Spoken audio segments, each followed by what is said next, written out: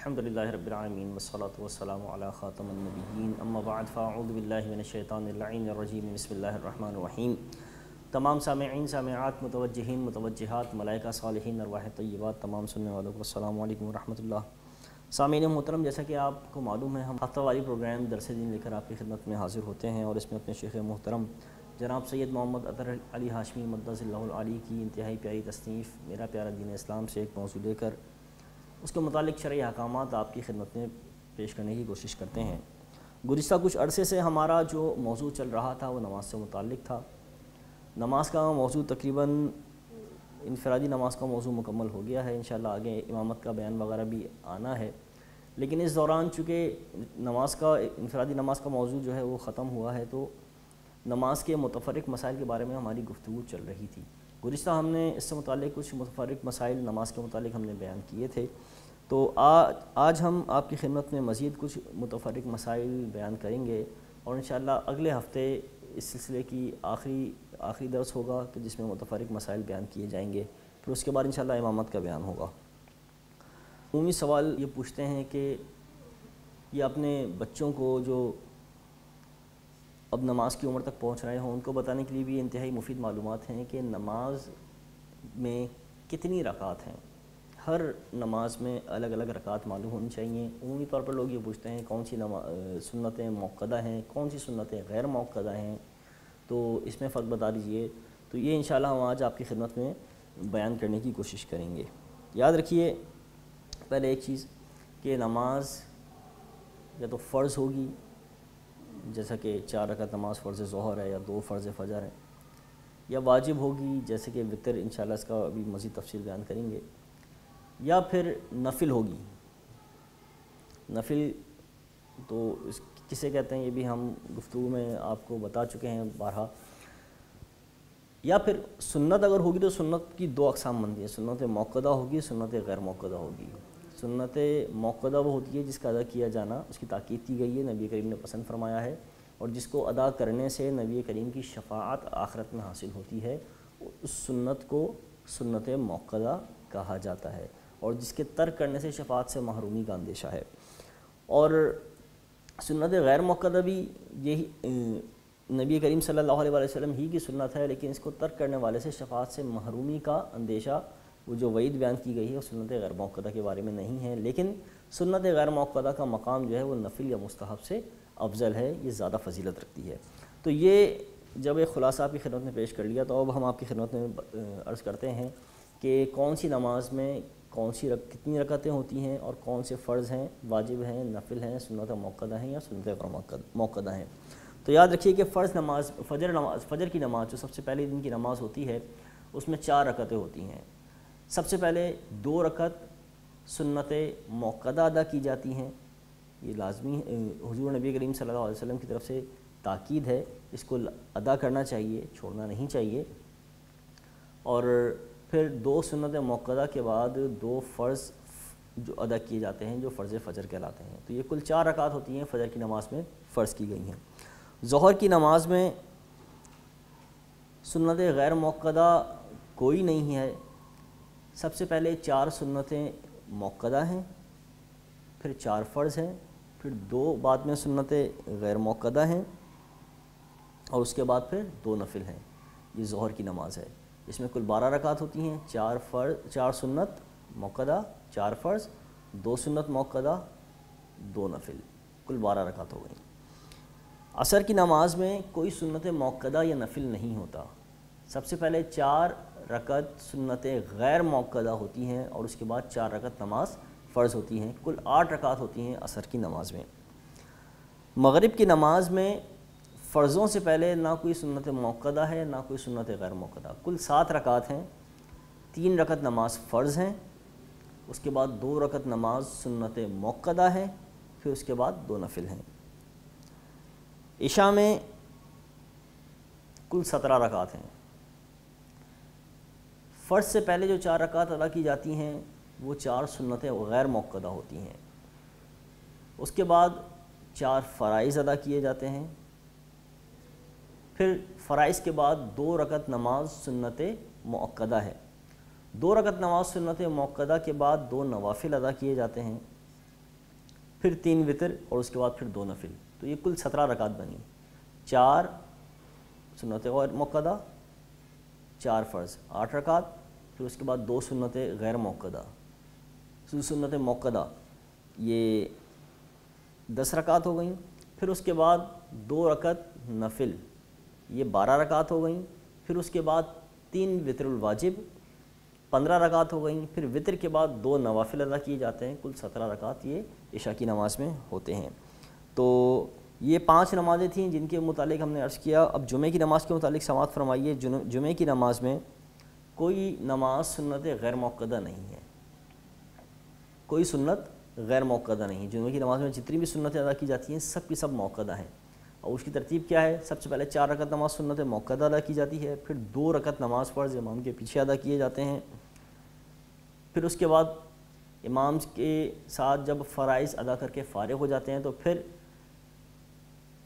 4 رکعت نماز سنت موقدہ ادا کی جاتی ہے. پھر 4 رکعت نماز سنت موقدہ ادا کرنے کے بعد مزید 2 رکعت نماز سنت موقدہ ادا کی جاتی ہے. پھر اس کے آخر میں 2 نفل.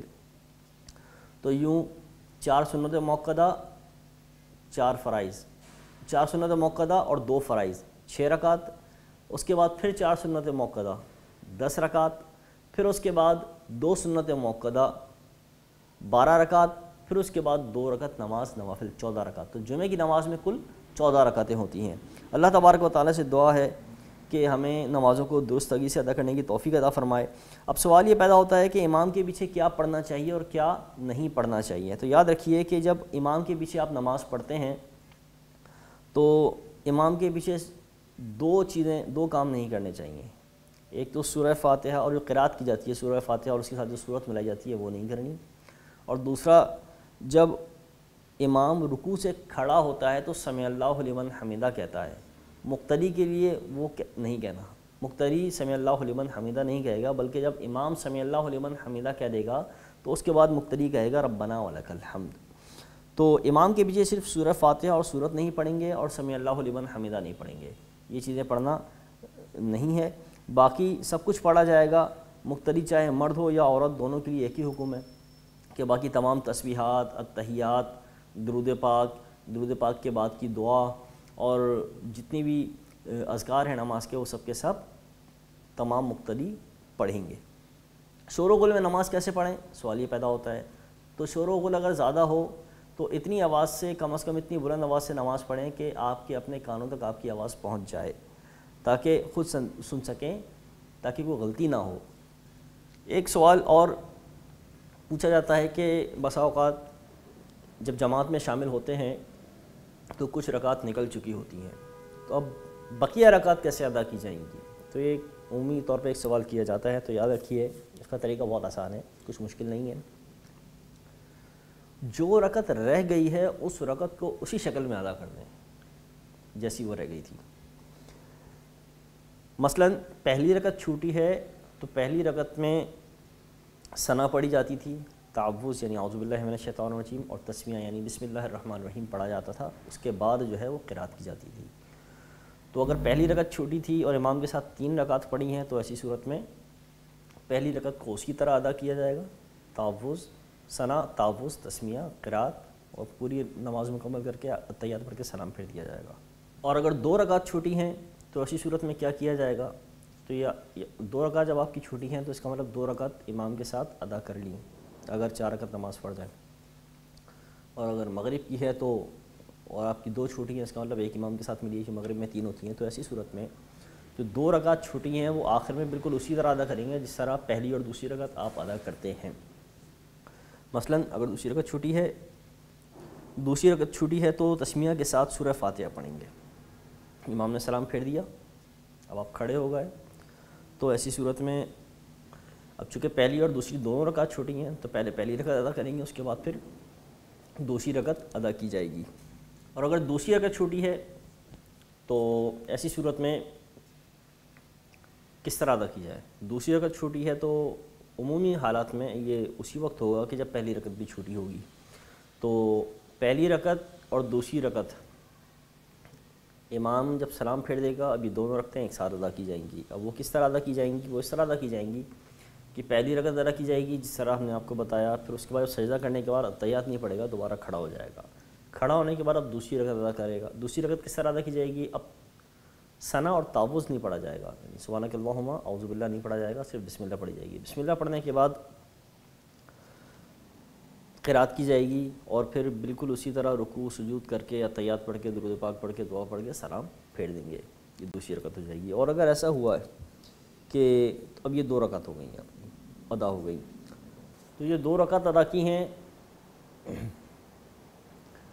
ان 2 رکعت کی جو آخر ہے، کیونکہ ہم نے آپ سے بیان کیا تھا کہ فرائض کی پہلی 2 رکعت میں جو فرض کے بیان میں فرائض نماز کے فرائض کے بیان میں یہ بات گزر چکی ہے کہ فرائض کی پہلی 2 رکعت میں قرات کرنا فرض ہے، آخر کی 2 رکعت میں قرات کرنا فرض نہیں ہے۔ تو امام کے ساتھ آپ نے جو 2 رکعت ادا کی ہیں آخری، ان میں تو قرات کرنا آپ پر فرض نہیں تھی، لیکن اب جب آپ ابتدائی 2 رکعت دوبارہ پڑھ رہے ہیں تو ان میں قرات کرنا فرض ہوگا، یہ مسئلہ ذہن نشین رکھنا ضروری ہے۔ اب تیسری اور چوتھی رکعت جو ہوتی ہے اس میں سورہ فاتحہ کے ساتھ سورت بھی ملائیں گے۔ اب اگر امام کے ساتھ تیسری رکعت بھی فوت ہو گئی، یعنی آپ چوتھی رکعت میں شامل ہوئے، تو امام کے ساتھ آپ آخری رکعت ادا کی، آپ نے قضا کر لیا۔ اب کیا کریں گے؟ اب آپ پہلی رکعت سلام پھیرنے کے بعد دوبارہ سے پڑھیں گے جس طرح طریقہ بتایا، سجدہ کرنے کے بعد پھر کھڑے ہو جائیں گے، دوسری رکعت ادا کریں گے، اتحیات پڑھیں گے لازمی، یہ واجب ہے اتحیات پڑھنا۔ جب اتحیات پڑھ کے تیسری رکعت کے لیے کھڑے ہوں گے تو بالکل اسی طرح جس طرح دوسری رکعت ادا کی تھی، تیسری رکعت بھی اسی طرح پڑھیں گے، سجدہ کرنے کے بعد اتحیات پڑھیں گے، درود پاک پڑھیں گے، آخر میں دعا پڑھ کے سلام پھیر دیں گے۔ دوسری رکعت کے اختتام پر صرف اتحیات پڑھنی ہے، درود اور دعا نہیں پڑھنی ہے۔ تو یہ مسئلہ جو ہے وہ ذہن نشین رکھنا ضروری ہے۔ اللہ تبارک و تعالیٰ سے دعا ہے کہ جو کچھ سنا اس پر عمل کرنے کی اور اپنی غلطیوں کی نماز میں اپنی غلطیوں کو ٹھیک کرنے کی ہمیں توفیق عطا فرمائے۔ آمین بجاہ نبی الامین صلی اللہ علیہ وسلم۔